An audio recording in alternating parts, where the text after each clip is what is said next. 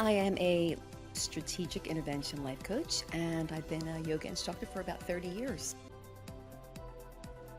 I provide massive transformational value for women and men who are ready to break through limiting beliefs, to stop playing small. This is for those who want to see real changes physically, mentally, professionally, and in their relationships.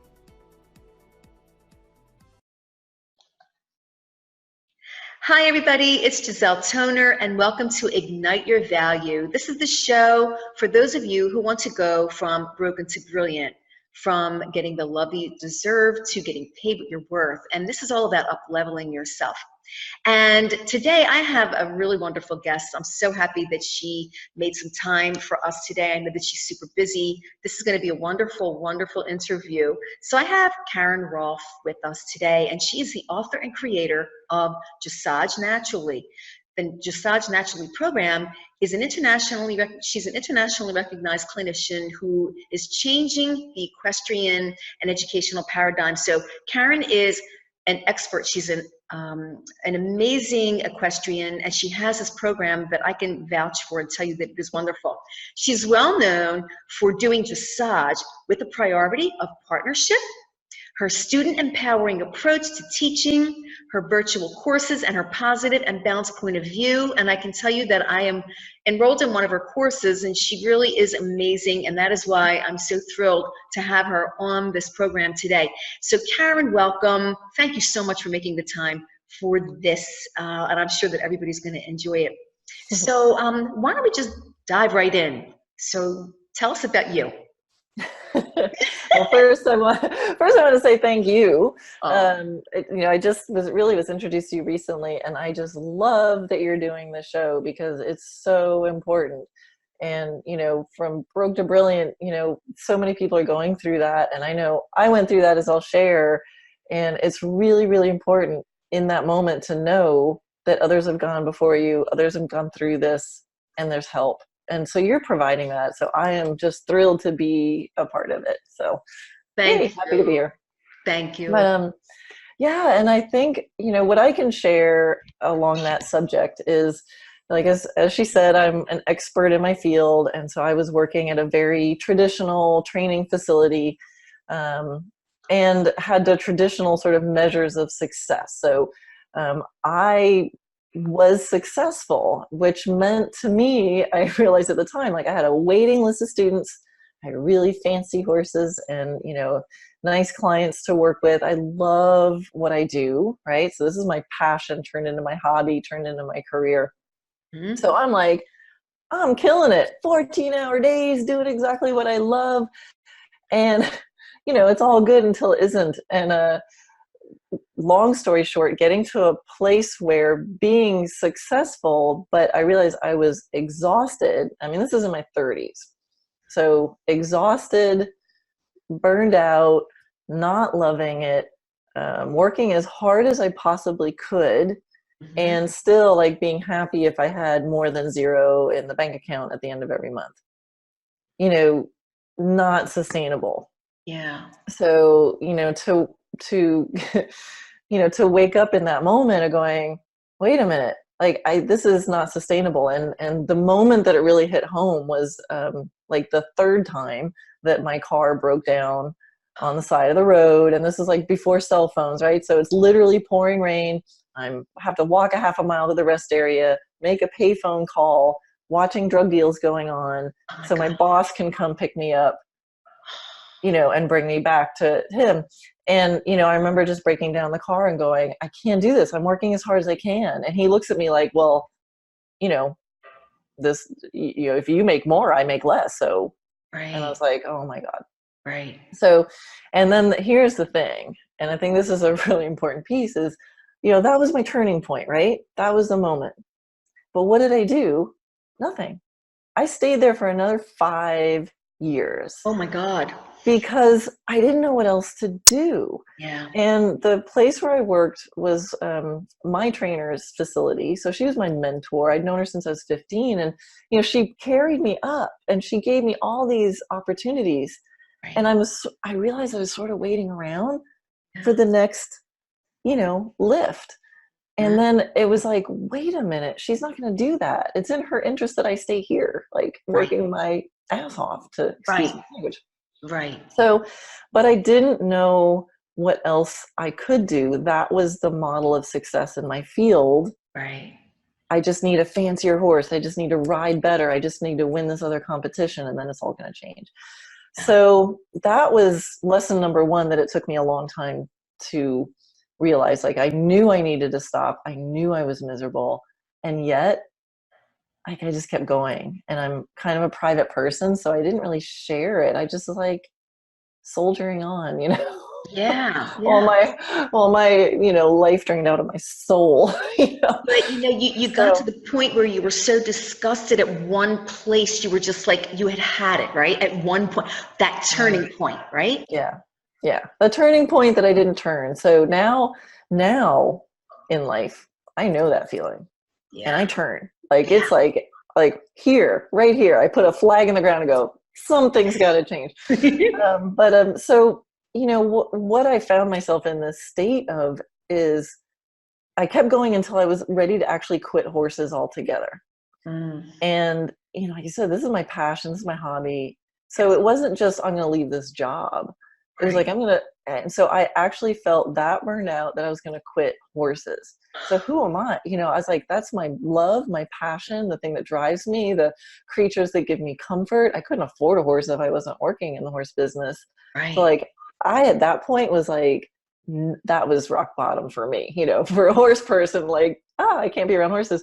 Yeah. I'd have to get like a job waitressing, or I don't know what I would do. But but the thing is, from that point, like, everything's possible. You get to the point where, like, that's it.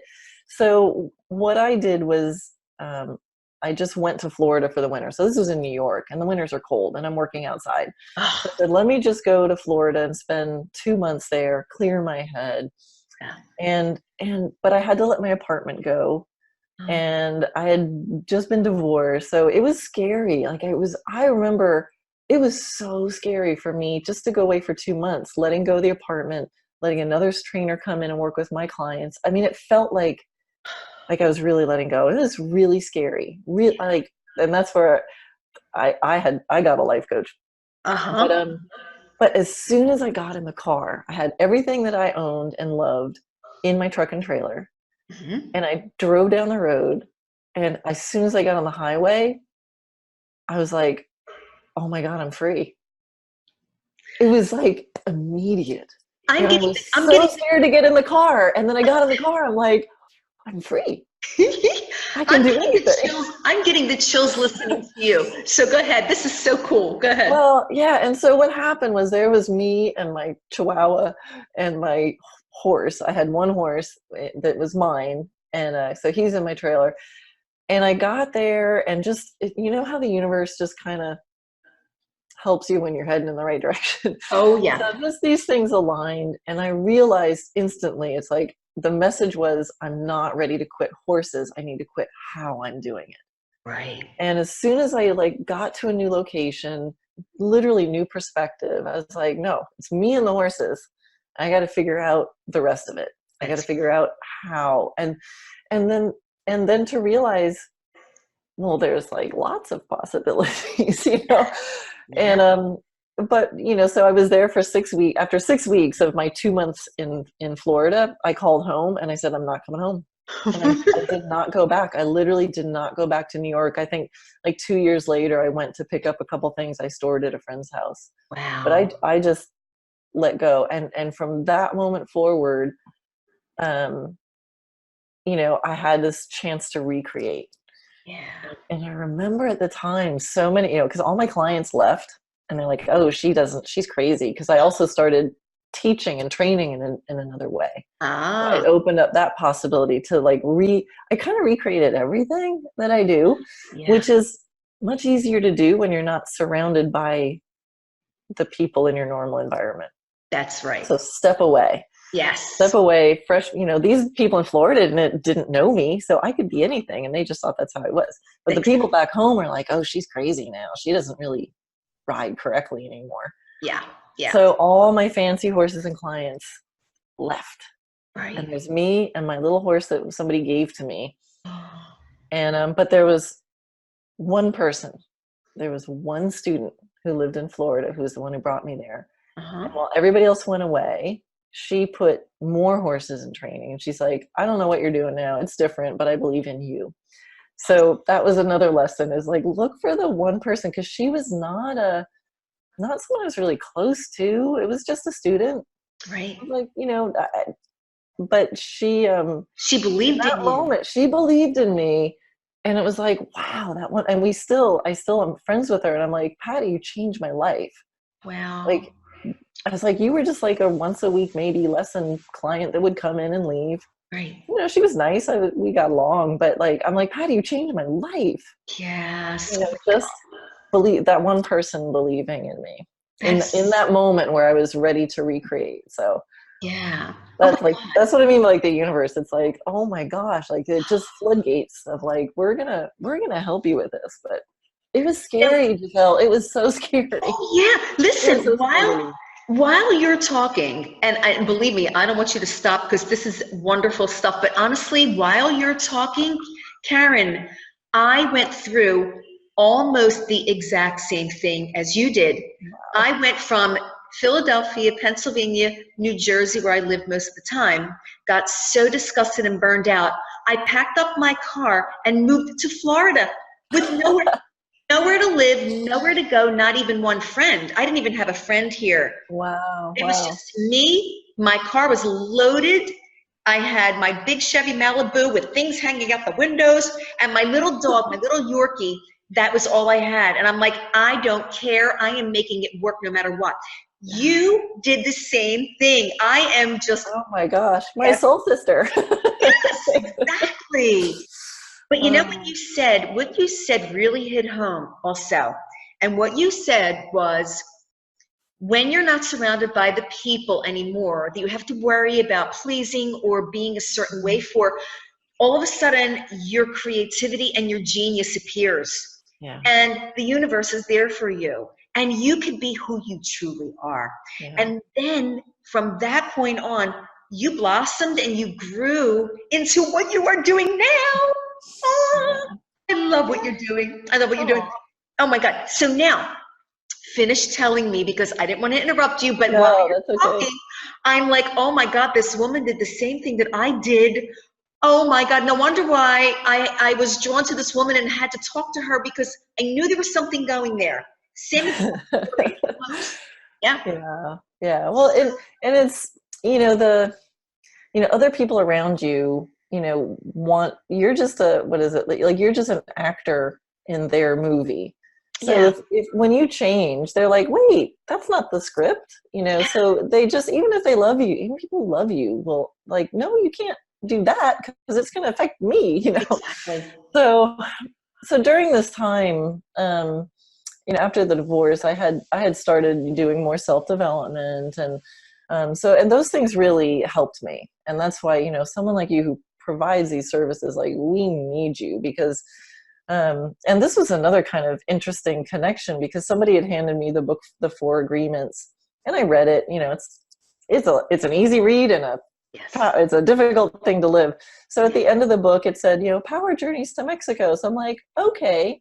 And literally in 2 months, I'm on top of a pyramid with Miguel Ruiz. Oh my Like, and then there I met a woman who one of his proteges, and I connected with her. She was our group leader. God. And she was the one, who really talked me through. I'm like crying on the phone. I can't leave New York. I can't leave New York. And she just really helped me. And, a lot of the Toltec stuff is just, it's like everything, knowing yourself and Yeah. realizing the book of rules you've made in your life. And then, do you still choose them? Like, is this what you want to do? So she really helped me have the courage, Yeah. that courage, and realizing that a lot of the pain I was feeling, like, what do you think about this? Like, I feel now when I get into that pain, that inner pain drama, I tell myself, the pain is not the situation. The pain is the lie I'm telling myself. Somewhere there is a lie I'm telling myself, and that's what's causing me pain. Wow. That And is, so that really helps me get to it. It's like, it's not the situation.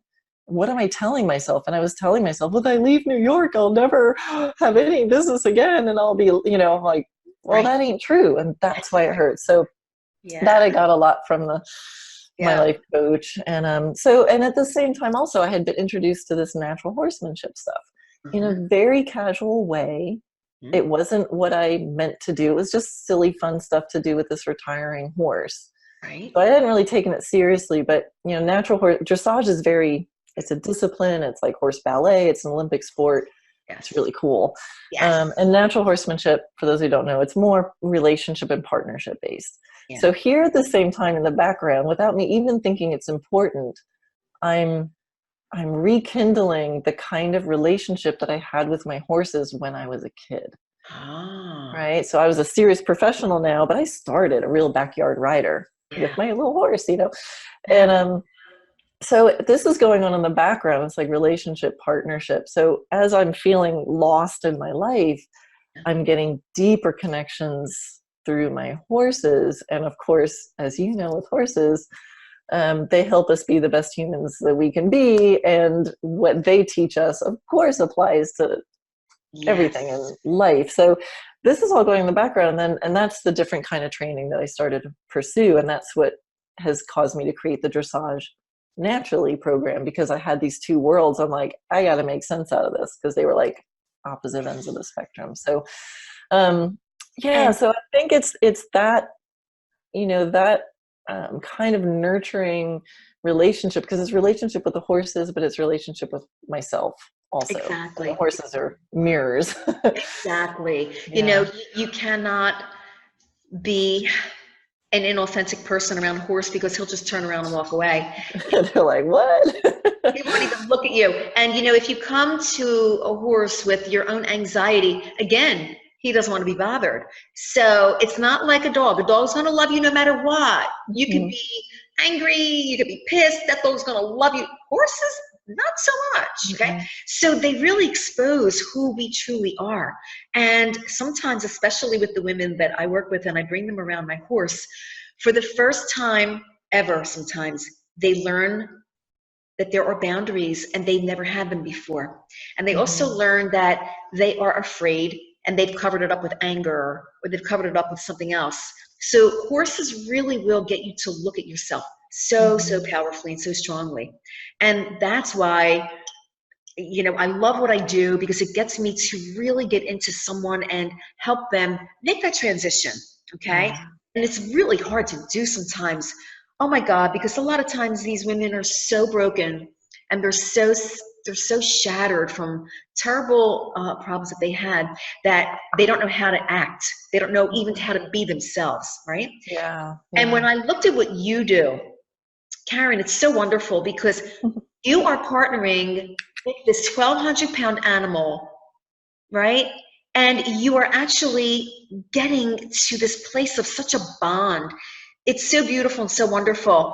And I think that's one of the reasons why a lot of women are so drawn to horses. I know for myself, when I was little, I had a really abusive background, and horses really did save my life. They really did. Wow. I was with them because they didn't judge me. They didn't tell me I was ugly. They didn't tell me they didn't care about me. It was a whole different thing, So I can see that that's really a really big part also of what's going on with you, with the natural horsemanship and the dressage, right? Yeah. I love the fact that you're blending those two. So what made you realize that these two things were really such an important aspect of, or something that really did belong together? What made you get to that place?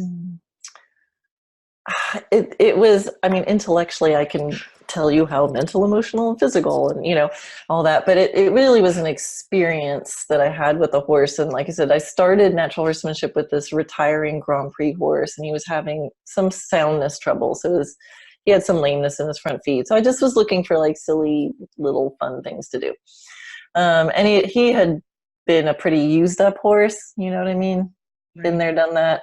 Yeah. Kind of on the checked out side of things. And there was, when I start doing natural horsemanship, there's a lot more listening to horses, a lot more honoring freedom and choice in the training program and giving them some space to answer and to be heard. And there was this I used to ride this horse at the end of the day, kind of everybody else had gone home, and he was a very good boy. And I remember in the barn, he would just stand there. And at one point he like knocked something over on the blanket bar, and he flinched like somebody had smacked him in his past or something. He's like, oh, I'm going to get in trouble for doing that. Yeah. And it just like in that moment, I was like, good boy, and I thought, oh my gosh, he made like a bold move. And then he went to like nudge it again. And then I nudged it and like knocked it completely off. Uh-huh. And then it's like, he looked at me and I looked at him, and I'm like, oh, you can do this. And then it became our tradition. This horse would just stand there, like I'd untack him and he'd go and rip everything off of everybody's blanket bars in the barn aisle. It was our little secret, and I'd go clean it up at the end. And to see him come out, to see him express himself, and to just know he was okay and he didn't have to be perfect, and like we were having this connection, and then so that was just fun and yummy. Yeah. But then what happened is the dressage was better. He let go, like the tension was gone. And in the last couple of years that I rode him before he really was unsound, like I just found the way he wanted to offer, and I found a way to work with him. Just right. What can you do? And I had some of the best, most willing, amazing rides on that horse after that point. At the end of his career, when he was not 100% sound, he was giving me more than he had given me ever before. And I felt like I was the little kid again with my very first horse, in my backyard. Oh my God. I'm like, wow, like this, it has to go together. So, it's the feeling, and the feeling is good enough.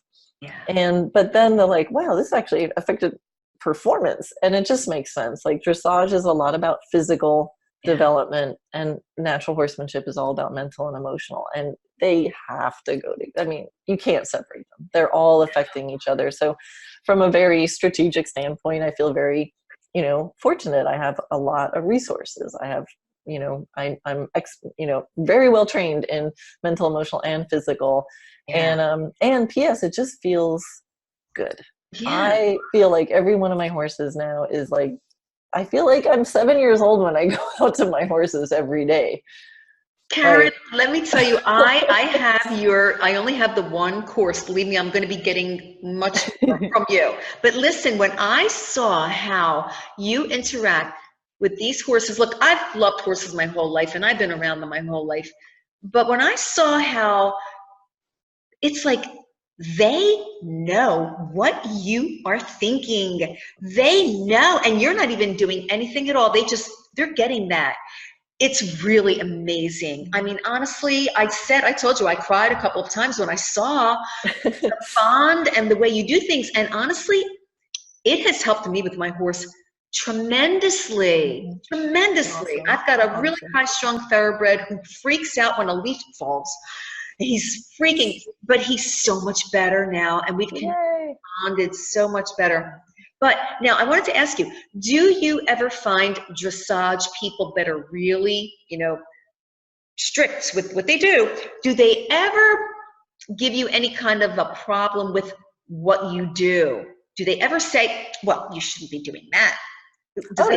All the time. Especially the ones who don't know anything about what I do. The less they know, the more they don't like me. Yeah, but that's the more they know, the more they like me. Right. So I think that's the thing is outwardly, if I'm riding bareback or I don't have a bit in, they just go dismiss. The ones who have been around me to see what I do, they're like, wow, that's real dressage. So I'm like, I just kind of gave up caring what anybody else thinks. I used to chase around going, look at me, I have a better way. And I just go, here's what I do. Yeah. And I want to be able to express it out to the world what I do so that the people who want that know how to find me. Yes. And that's, to chase after. I don't think what I do is better or worse. It's just what I do. And it really makes me happy. And if it matches the picture of what you want to create, then I'm really good at teaching it. Yes. Oh my God, But I'm yeah, telling you. it's, no matter what you do, someone's going to have a comment about it. Of course. So, anybody who's put themselves out there on Facebook knows Yeah. knows that. So, and that's the same thing. To stay true to yourself and stay following your heart. And I love, the stuff that Brene Brown says. She's like, she says, I have a list of people whose opinions matter to me. Mm-hmm. And everybody else is the cheap seats. That's So right. when other opinions come in, just go, you're not on my list. I also love when she says, if you're not in that ring getting bloody with me, Exactly. you have nothing to say. So if you're not in that ring getting beaten up with me and getting bloody, I have no time for you. Yeah. And that's a healthy boundary. And, and that's where, sometimes I'll get riled up when I get some comments. And it's funny because my husband knows. He's like, well, what would you do if this was a horse? I'd be like, oh, if they're freaking out and trying to strike at me, I'd just back them up, put them on the other side of the fence and smile at them and say, I love you so much over there. So that's the stuff that, with horses, we can love them, but it doesn't mean they need to trample us. That's right. We get to practice those healthy boundaries. And Yes. I think I used to be more like, I love you, or I hate you, go away. And I can now say, I love you, and I'm not going to let you throw your poo on me. See, that is gold. That is gold. What you just said is gold, because so many of us don't know how to separate it and differentiate. And I know wait till we're angry. Yeah. It's like, I'm not going to put up a boundary till I'm angry. I think I know what you mentioned before. And horses get confused by that. They're like, it was okay till now, So I think that's one of the things that the horses have really taught me, is how to just be, to be able to communicate the healthy boundary that you need, and it's okay. And horses really understand boundaries. Yes. And to be able to it's harder on people with me, but that's what my husband says. If that was a horse, what would you be doing? I'm like, oh, that's easy. Yeah. And really, when you think of like backing up a horse, and in the beginning, you take your lead line and you shake it, and he doesn't do anything. And then after a while, you've got to go, hey, I meant it. In my heart, I'm thinking, he's going to hate me. Not at all. They actually, they're okay with that, Mm-hmm. And the good thing too is that when we look at them in their herd and their mentality, horses are perfectly fine with bossing each other around, and they don't hold a grudge. They find security in it because they're always testing it. It makes sense to them. Oh, I can move you, but you can move me. Okay, we've established that now I'm comfortable. Yeah. They're comfortable knowing that someone else is the leader sometimes, or they're comfortable knowing that they're the leader, depending on the horse. But here's the thing. I think you talked about authenticity, and horses read intention and body language. I mean, they just have to. They have to be able to tell a hungry lion from a not hungry lion, right? So I think with we humans, we often in life practice inauthentic communication, even in polite ways, like, oh, that dress looks so good on you, or yeah, I'll try to come to your party. So we practice this all the time, and horses get really confused by that, because they're like, okay, which am I supposed to read? Your body language is not matching your intention, and they get confused, and that makes some horses angry. Some horses are, nervous. Oh my God, she's confusing. Some horses just zone out and don't pay attention to you anymore. Yeah. So that's really, when you said my horses, hear me, I'm like, horses are always hearing us. Yes. But it's that just, in those moments in life when you're like just centered and you're like, it's this. It's just this. Like, that's the world that horses live in. Yeah. And if one horse goes, hey, I want you to move, it makes total sense. But you don't see horses going, I really want you to kind of move if it's okay with you, but I really wish you didn't do that. The horses are like, I like it, I don't like it, this is okay, that's not okay. Yeah, that is so wonderful. That reminds me of what I read in the Tao of Equus with Linda Konov, and she goes really in depth with that. Listen, horses know. You can have a smile on your face. Meanwhile, inside, you're like angry. They know it. They totally know it.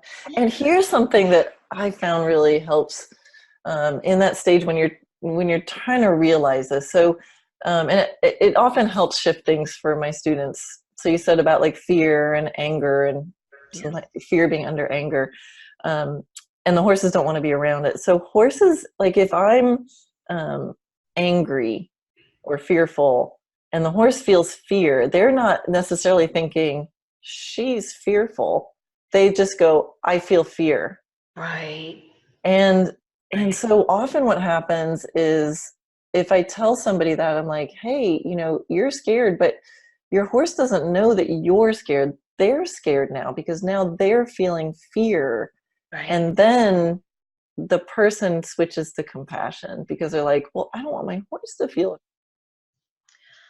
All right, everyone, we are going to resume again with round 2 because we got cut off, but we are definitely going to be splicing this together and it's going to sound wonderful. So Karen, I don't remember exactly where we were, but I know that you do, so you could just continue Okay. on.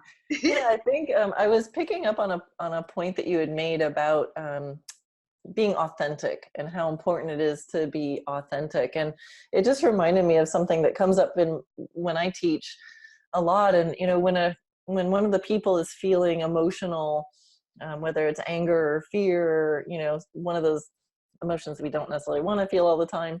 Yeah. And to realize that the horses feel it because they're reading that body language and intention. And if they feel you being afraid, they don't necessarily think, oh, you're afraid. They think, I feel fear. And Right. they take it in. They're just so open. So now, they feel fear. And so that's when I point that out to my students, often it helps them to start to change it because a lot of times it's hard to change ourselves. But if we go, oh, well, I don't want my horse to feel afraid, we can keep ourselves angry, sometimes too Yeah. long. But Yeah. if we go, oh my gosh, my horse is feeling afraid because I was feeling afraid, it kind of shifts into compassion mode. And then once we're in that mode, then it's much easier to problem solve. And all right, what do we need to do to not feel so much fear? And Right. often boundaries and all that stuff we talked about before comes up. And here's the beautiful thing. You talked about dogs, right? And how unconditional love, dogs are definitely about unconditional love, but horses are all about forgiveness. That is their thing. And believe me, my horses have needed to forgive me many times.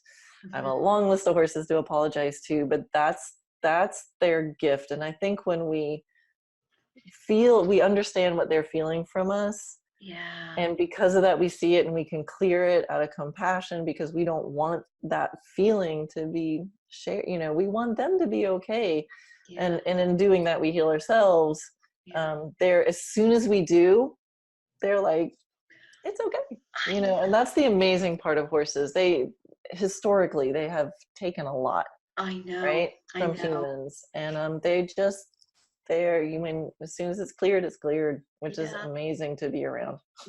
Yeah. Sometimes I really get myself in a really serious funk thinking about how much horses take.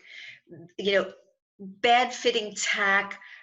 terrible foot problems, and they still keep going. And they are just constantly giving and giving and giving. And that's why, in my heart, I treat my horse like a king because I'm trying to right the wrongs for every other Aw. horse that has a terrible life. Yeah, But really, they've been our partners in everything, and we really wouldn't have the civilization that we have today if it weren't for horses. We wouldn't have exactly. been able to be where we are today. Exactly. So it's really, really something. But I do believe that they are higher level beings. They are higher level beings. And I know that people are going to think I'm crazy when they hear this, but I know that you know what I'm talking about. They really I are. think I think we're just as high level. We just clutter ourselves up with stuff that keeps us down. Yes, You right. know, I don't Exactly. think they sit there pondering all the mistakes they made each day. and where we go home and like, oh my god, oh my god, so I when I feel like I get a taste of matching their energy, I'm like that, I've had those moments in life and I'm like, oh, I'm at a higher frequency now, and so I believe that we're all capable of that. Everybody's an equal level of being. Yeah. We just kind of burden ourselves. You're right. You're right. We cloud it up with all of the junk. And that's why when we meditate, it's so wonderful because we clear the clutter.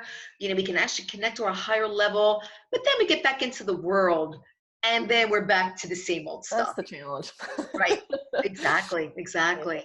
But I have to say that I know that there are so many people that I know personally that are going to absolutely love the fact that I was able to talk to you and to talk in a very candid way. Also, thank you so much for sharing your background that was painful, but look at the way you overcame it. Look at the way you just said, I'm done.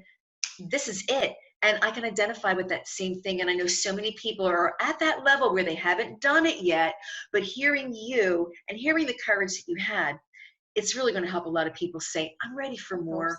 I really just need to leave this behind. And the horse people that I know are going to be thrilled because a lot of them already know of you. And they're just going to be really happy to hear you and your take on things. And believe me, when they hear how wonderfully I am doing with the course that I'm taking from you, it's really just going to help so much. And I'm just at the beginning. I am not a professional at all. I grew up riding like an Indian, bareback. That's the best way. It's the best way. But I never had any real professional training other than occasional lessons here and there. And I did barrel race my Appaloosa and I did win ribbons, but I never had training at all. It was just me being an Indian riding like the wind, But now I'm ready for more. I'm ready for a deeper connection. And that's why I'm so thrilled that I had the opportunity to meet up with you and really get this interview going. It's really wonderful. Now, I want people to know how they can find you. I want you to just give them your web address and whatever else you want to give them. Yeah, I mean, the best way to find me is at dressagenaturally.net. So DRESSAGE naturally.net. And that's really, you can get to everything that I do through there. So whether it's, any of my online programs, I also do mentor professionals in the horse business, just because of my story and knowing I needed help. Nobody was around to help me. Nobody in the horse business. So now I do mentor professionals in the horse business. So anybody know any cranky horse trainers that are exhausted? So I can turn that around. See, I didn't know that you did that also. So, basically if someone has a training facility and they're at their wit's end, what would you be able to teach them? Like, what would that program be like? What is that? Oh, it's so fun. And it's really about helping people break free of the one-on-one business model. But it's really about, because that's just math, that shouldn't be that easy, that hard. But the part that's important is to help everybody understand their own unique, what makes them special, because no matter, even if your credentials, your qualifications are equal, 2 instructors equal, we all know that a student might excel in one person's program and not excel in the others, even if they're all teaching the same thing. It's never the same. And so to really figure out who you love to teach, who are the students that excel in your program, and to really own that that's valuable, to think about the value of what you bring. And that's the secret to breaking free of the one-on-one business model, is you realize you're not selling time, you're selling value. And once you realize the value you bring, you realize all the different ways you can bring that value. So for me, I used to say I teach dressage lessons, but then people were like, you changed my life. I'm like, what? I'm teaching you collection and shoulder ins and leg yields. They're like, no, you changed my life. And I resisted that. I'm like, no, I don't. I'm just a dressage trainer. And, after a while, I'm like, I think I'm changing people's lives. Yeah. So I realized wait, my passion, yes, through horses, I love empowering people. And so I realized I'm always setting up these different seminars and different ways to explain things to people. Once I realized that what lights me up is to empower people. Now I can empower people in their dressage lessons. I can empower people in life. I can empower them in their business. As long as I'm empowering somebody, if I know how to do something and I've gone through that journey, I have to turn around and share it. I can't not. So it just opens up the possibilities. Do you actually do that in like a group coaching format, or how do you do that? Yeah, I do. There's a live event that I do once a year in February. Okay. And then I have a 6-month mastermind and mentorship program. Okay. And that's what I do. That's great. So So, the yeah. 6-month program is for people who want to grow within themselves and in their riding. Is it both? It's really to help create a fulfilling, sustainable, and profitable life that they can love Okay. in the horse business.